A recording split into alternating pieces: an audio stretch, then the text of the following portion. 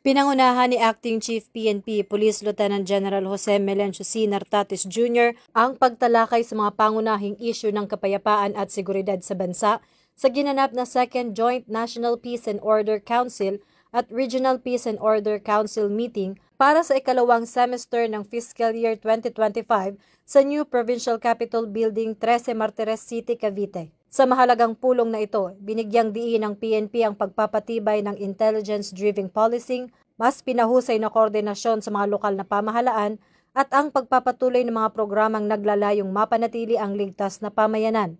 Ang aktibong presensya ni Police Lieutenant General Nartates ay patunay ng matatag na pangunguna ng PNP sa pagsusulong ng mas epektibong pamamahala sa seguridad at kaayusan sa buong bansa.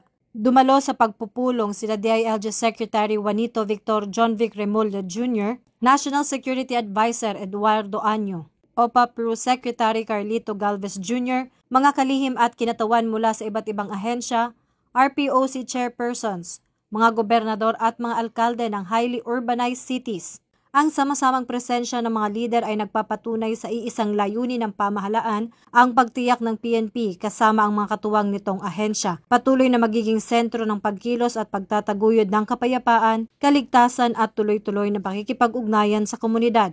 Dahil ito ang bagong PNP para sa bagong Pilipinas, serbisyong mabilis, tapat at nararamdaman.